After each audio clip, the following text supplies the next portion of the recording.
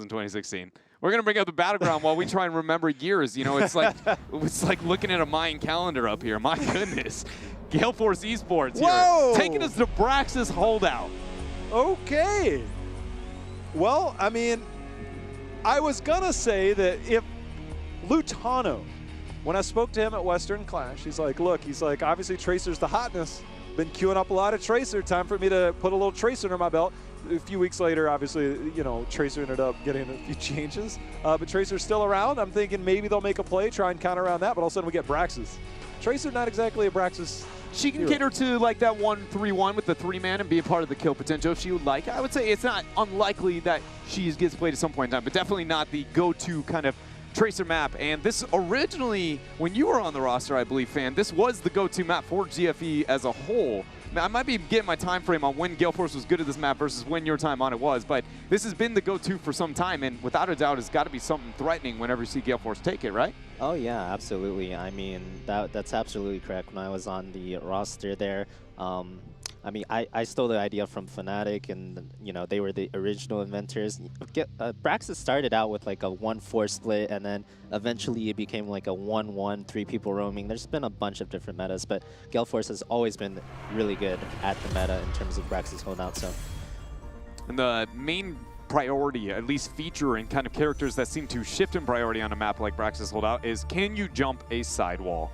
And if the answer is yes, and it doesn't take a major cooldown, you gain a lot of value because the transitions around that boss area between the two, things like the Medivhs, like the Genjis, also, you know, zone control, like Garrosh. Or somebody that can throw people over walls. Yeah, another hero that has a surprising amount of value on a battleground like this, out of all the niche tier 3 heroes, that suddenly spikes up quite a bit, is Zarya, just because of her threat, survivability, and kill potential. I've been thinking this all day. If I'm going against calculated, very easy to see burst damage, like a Jaina, if you're maybe somewhere else, maybe a Kel'Thas, but against the Jaina, that is free energy. Yes. Are you... Is this a statement? Is this a question? I'm saying that I'm a bit of a miss. It's more of a question / statement of if there's a Jaina picked up and Yoda's my flex hero, I leave Lutano to do whatever. Can you run that double melee in that bot lane, have ultimate control with the Zarya? I'm not sure how it plays out late game. It's just kind of always you constantly hypothesize on when and where do we see this. I never see it. yeah, I mean, it used to be run all the time on Braxis holdout in the 4-man, but the reason it fell out was because of the rotational meta. Zarya, while she's great at just holding down 1 point or sieging and, you know, tanking turrets for energy, she's very, very weak when she has to constantly be rotating. She loses all her energy during rotation, and you can kind of play around her shield when she doesn't have energy at the start of the fight. That is not what I expected. Malfurion seems likely. Maiev was let through as well. We also have Medivh that's been let through, so we'll see if that comes out. Medivh, wow, this is escalating quickly. Yeah, but if we look at the Genji, that shows that Team Freedom immediately, once you see the Genji over the Maiev pick in this type of priority and the bans being onto the Stukov, knowing that you're volunteering the Malfurion on the other side of the table, you're pretty much saying we're drafting only to the map. And their next 2 picks cater exactly to that. The Dahaka for the side, the Muradin, again, can you get over a sidewall was the question I asked. Genji can with his passive. Muradin can with his Dwarf Toss very, very easily and very quickly. I was going to ask, because you want to sustain on a lot of areas, but now with Maiev here, would we get a Lucio maybe? But now it seems like maybe the Kharazim would fit in here for Team Freedom if they want to keep up that aggressive rotation.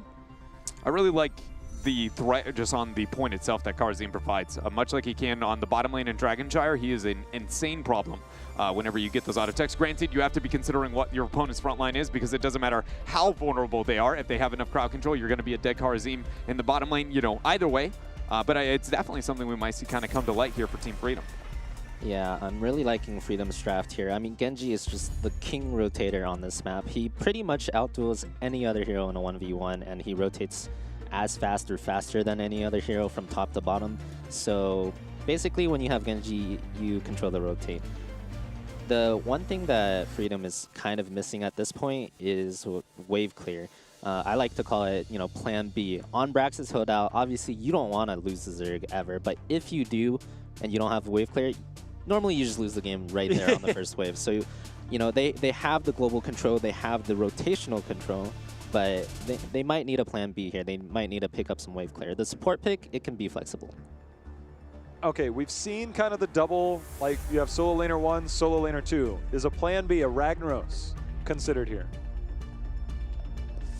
Considering they already have a Dahaka, I would say it's a lot less likely, but I blame it on Octalysis.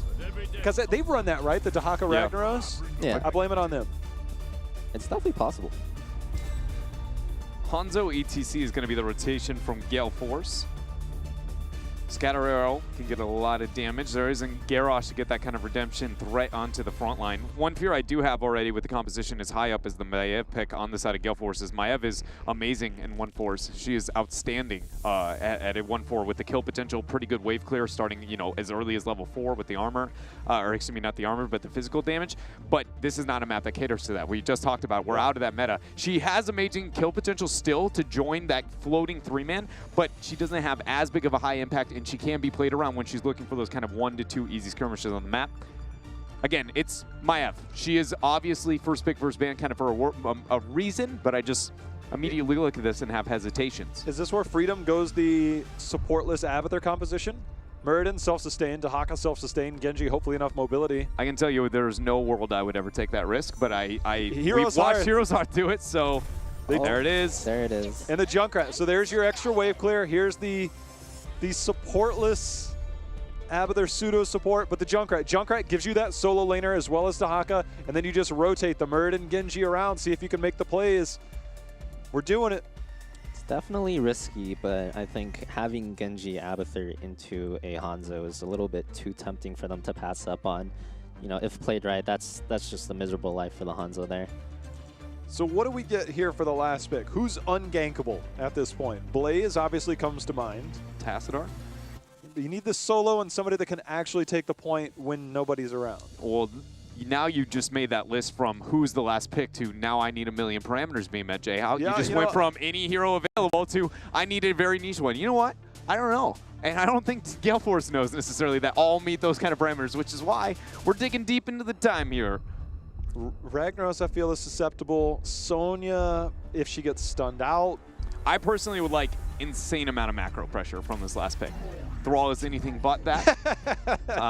Actually, so much so that, let's say this was before Sylv was crippled, I'd be like, pick me Sylv and just all in. Just start being a problem as early as level 1 and starts pressuring out. Whenever you see a composition like this where it's so relying, like, I would argue that originally when the 1-4 existed, and you guys came in and kind of revolutionized, you know, with the adjustment, breaking past the 1-4, you were asking the question of what if we don't cater to the expected playstyle that currently exists, and what can counter that current playstyle. I personally feel like when you see a team catering towards the opposite of that, they're going with your ideology where it's like we have 3 kind of floaters, we have that Abathur for that hat that can be a support anywhere on the map whenever we need it. It's not as good of a support, but it's pretty close. If you go and you go, well, what if we don't play that playstyle? You do the opposite. Just go, okay, back to the 1-4 and we push as hard as we can. You have to answer to us or we're a bigger problem than you are ever going to be with your gang squad. Granted, Sylv is not nearly as disabled, and Thrall does not cater to that playstyle whatsoever. Who were you the Sylv player with Gale Force before? Who was the Sylv player? Because you guys ran it on Braxis before. I remember that because I was always rooting for it. Go figure. Go figure. Now he just roots for Butcher whenever we get one. Well, I mean, and they've already Sylv. She's not your bae anymore. One passive gone, and same with your love.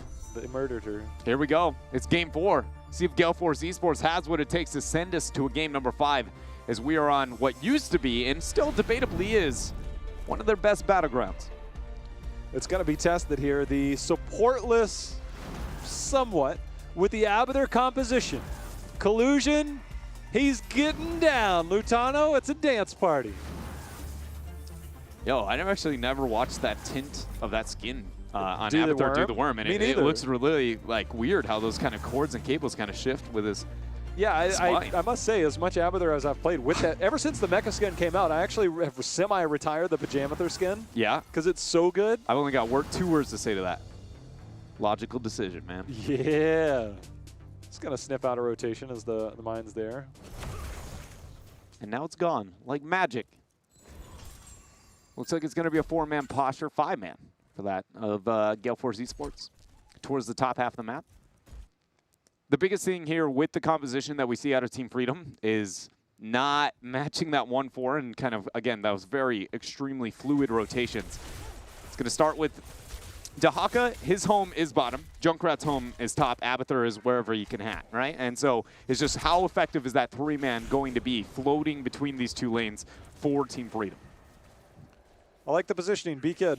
I mean, there's no reason to push out here at all. You can just kind of casually poke. The more you push out, the more vulnerable you make yourself. And that's one way of getting vulnerable. As you can see, B-Kid now under a lot of pressure. That is a lot of damage with a limited amount of heroes there to cause it. I'm just honestly really surprised B-Kid was even willing to give him a slap with that Doom Hammer. Yeah. If I'm a Junkrat, I see a solo Junkrat flip a thrall towards him, I just go, there's a whole team immediately behind this, because there's no way he loses that trade. You saw how fast he was like, slap, slap, that's 50% of your HP. You want another one? He ends up surviving and making it out there, but a lot of confidence after that concussive mine comes out. We got 6 seconds until we got ourselves the very first beacon phase, as the camp was picked up for Gale Force, going to apply a little pressure towards top. But this is one of those compositions that normally I go, what can you expect? Where do we expect this rotation? What we would like to see? What are the, kind of major victories versus losses? But to be honest with you, Freedom's intent is chaos. It is going to be mass rotation and just catching off Gale Force where they don't expect. 3-member rotation bottom, where does Genji immediately go? Towards the top half, and you can expect, again, that kind of back and forth. Fan talked about winning the 1v1 as a Genji, and that's definitely something Thrall can't stand up to. Nasmus eating a bit of damage. There's going to be the roots down. Good body block here. Hat not able to keep him alive, and that's going to be first blood here going over to Gale Force. Yeah, that was really well done by Gale Force Esports, and anytime they can get value out of that Maiev within the kill potential, as I was saying, she's amazing in a 1-4, but she doesn't do terrible within those ganks, even getting the tether to be able to set that up. But I didn't think it would pack maybe enough punch to make up for what they're going to lose at other areas in the map. And as we already see with this very fluid laning composition and kind of dynamic that we see from Team Freedom, they didn't gain more, but they definitely still got something at the same time, even though they lost that kind of depth on the bottom half of the map.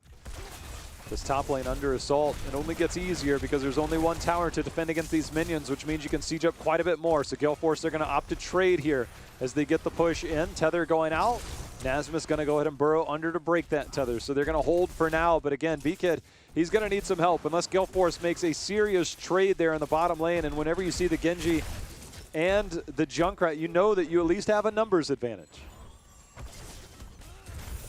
Gale Force still trying to do their best to be able to get the siege. And this is why when I was talking about, as far as the Sylvanas theory that we were kind of talking about before, if you cannot match into the fluid laning that Team Freedom is going to pose on you, then you have to make sure that you either, I was going to say match them in rotation, which is clear that they can't, as they end up losing the track down on the top half of the map. Then you go, well, all right, well, if you're going to be on the top half, we have to force somewhere. And that's where that Sylvanas goes, well, you can't even be top, because if you keep doing this, we're at your keep before the game has even gotten to that point. And Gale Force is trying. They're doing their best. It's just one of those, compositionally, they can't really demand the respect of Freedom as much as they would like to. Right now they're holding points, but yeah, the minute you see the Genji and the Abathur and the Junkrat. Nice tether. Yeah, they're going to get there directly into the roots. It's going to pull him out. The power slide over, but Lutano's come down and putting a lot of damage onto Biggie there on that Hanzo. Biggie able to get over the wall, and now Nasmus holding point for now, but Fury and team starting to get low on the front line. Tether's going to be out. Michael Udall pulling him in. The power slide's going to be there. No root, though. Scatter arrow just missed off that top terrain to get the bounce back. Nasmus ends up getting the hack, going to be able to heal up. Drag not going to connect, but Fury falling low. There's reset one. Tether getting the pull back, and it's not going to net a kill, though. Lutano? Oh, man, I thought for sure he'd get that on there. Nice Stormbolt, going to be thrown out. Percentage now obtained here for Team Freedom. This 1v1 is still going to go over to Yoda. Even has the concussive mind to buy a little bit more time if he would like. And this is exactly what Freedom was waiting for. Whittle away, make the fluid rotations, wait for the mistake, gain the upper hand, and this is where we gain a lot of percentage. Now, if Gale Force manages to stop this, just rinse and repeat until this happens. Once you take the first fort, swap your pressure, put it towards the bottom half of the map, and here we go again. It is a cool, calm, and collected game from this point on for Freedom. Fan mentioned the fact that Team Freedom, if they lose the Zerg wave, they don't have wave clear. But what about the other side? I got news for you. Gale Force, with that Thrall pickup, they are severely lacking in that.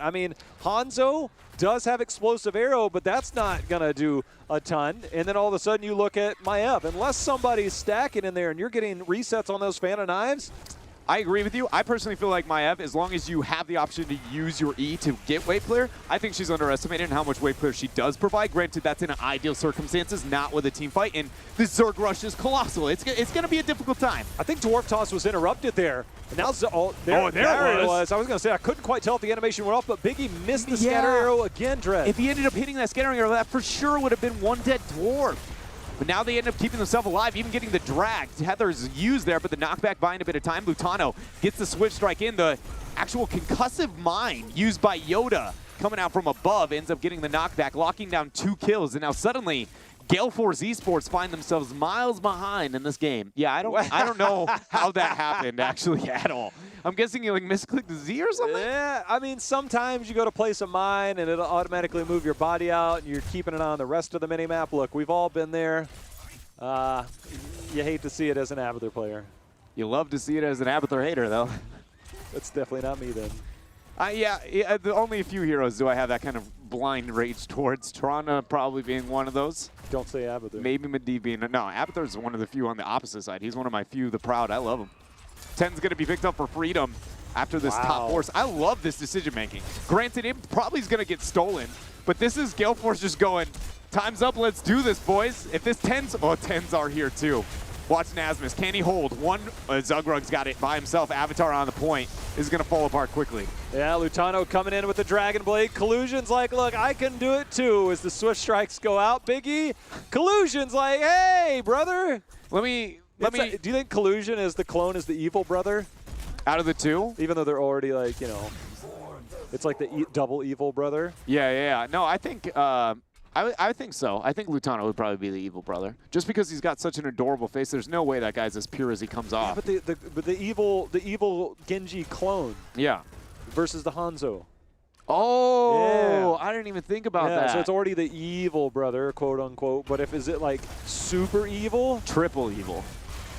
Well, speaking of evil, this boss is eviling down this top lane, and Gale Force is falling apart. They desperately need 10. They're going to need that big Mosh Dreadnought to really turn this game around. I can't see it happening any other way. Junkrat Concussion Mine going to be the only interrupt that we'll potentially see outside of a Stormbolt. But right now, Gale Force has their hands full, and they are still waiting to hit 10. Tahaka splitting off in the bottom lane for Team Freedom. Camp pushing down there. This composition, we've seen it work, Dread, but never this well. Yeah, I mean, it got the one kill that it needed, and it got the split pressure when Gale Force tried to apply the pressure early enough. To be honest with you, I feel like Gale Force just did not expect this to even be an option for the composition out of the side of Team Freedom, and it was enough to, you know, be the kind of straw, it feels like, that broke the camel's back. We got 10 seconds out. Heroics just now here for Gale Force Esports. I think it's got to be Mosh Pit. It has to be the Hail Mary Mosh. You know, they have the Earthquake available. Echo? I mean, Echo is... he's got stage dive, which is really surprising to me, Dread. I agree. This is just accept. I think what that is them going, we're so far behind, we need somebody split pressure to match this Tahaka. But I do fall in the same train of thought where it goes, you need that miracle play. Look at Genji right now, kind of sharking around. He's looking for a big flank. Just waits for the trigger to get pulled here. He's coming in. We'll see. Holding position for now, but waiting for that one moment to open up. There it is. Akaface has been pinged. We'll see if they come in. Remember, stage dive will be here. The Wolf just missed, as does the Roots from Malfurion. Here's the thing, though, is because this camp's pressuring and Fury's on the top, look at this. Lutano made the rotation down. Now Fury and the top point doesn't matter. There's the drag. They get the kill, and now they get the keep. Now if anybody responds, will they take the top objective, gain 100%, and say, GG, no re. This is beautiful dismantling by Team Freedom. Dread, the Zerg wave is in the bot lane. I mean, even if it doesn't get keep here, which it definitely will, I mean, this is directly to core, and this might be directly to a Saturday's game here for Team Freedom. Things getting desperate. Gale Force moving down to the bottom. Stage dive is available. We'll see if they take the fight. Tahaka's used his burrow. Here it comes. Stage dive ends up being used. The drag immediately from Nasmus as he falls low. The Warden's Cage going to lock him down. First kill now going over to Gale Force. The Riptire coming through, and he immediately gets the one shot there on to Hanzo. Yoda taking the trade into Mike Udall, but reset Lutano. Number 1, 2, and 3 here for Lutano there with that Dragon's Blade. Finds a fourth. No, Mikey Dahl actually using the shadow up, but Genji going to track him down. Lutano says, I want what I started here, and he's going to go ahead and finish it. A ace, 5-for-0 wipe here. Actually 5-for-1 wipe, but Team Freedom pull ahead by miles, 100% Zerg Rush, and probably game here, J-How. This is almost impossible right now for Gale Force. They went all in on that. It started out well, but Lutano on that Genji has been such a force this year that it might be enough to secure the victory here, to move them on and face Team Octalis now, almost the Team 12, but Team Octalis. Excuse, yeah, it is Octalis. Octalis is my... Octalis. Yeah. Yeah. You know, it's a doozy, man. Octalis. They could have come up with an easier name. You know, I just thought it was beautiful that it starts with Oct, and, you know, it's still representative of anything numerical, you know, because that team, we go from Roll 20, we got Team 12, we still got the 8 now being representative, a little bit of everything. Here's the 100% Zerg Rush making its way here into the base here of Gale Force Esports. Yeah. The keep dropped. I called bottom, but it is indeed top, as we're going to see isolation miss there for Nasmus. But again, the amount of wave clear on the side of Gale Force, they've got to take a crazy team fight. B-Kid getting solo, forces out the Sundry, and that's going to hold them alive for now. Keeps up the Gale Force a little bit longer. The percentage on the core has not been touched yet, but now the shielding is going to get removed. Now the damage is going to be coming in, 93% and counting. Team Freedom is looking to end this game, end this series, and move on to Team Octalis tomorrow. 49%, 40. Zugrug and Lutano are the only ones to stand here. Mikey Dahl keeps himself alive a little bit longer. Zugrug, can he do it? Is he the Muradin who could? He is. Team Freedom take the series 3-1. And move on again to tomorrow to take on Team Octalis here in the North American playoffs. Something about no support. I don't know. It's like you show up in a quick match game or you get into Hero League and somebody just snap picks something that they don't need to pick, and then it wins anyways. But it seems like somebody's figured something out with this composition. Heroes Hearth, obviously, you know, showing us the way. I think the biggest thing is with this type of composition, why it is so difficult to kind of maybe understand the impact that it has is if you view in an objective strength of Abathur with support shielding Abathur build, starting as early as level 4, and how impactful it can be, if you view that as half of the value of a support provides normally in those type of fights, and if he gets 2 hats off, I would argue it's definitely half or maybe even a little bit more than that target. And then that could be anywhere on the map at any point in time every 5 to 6 seconds.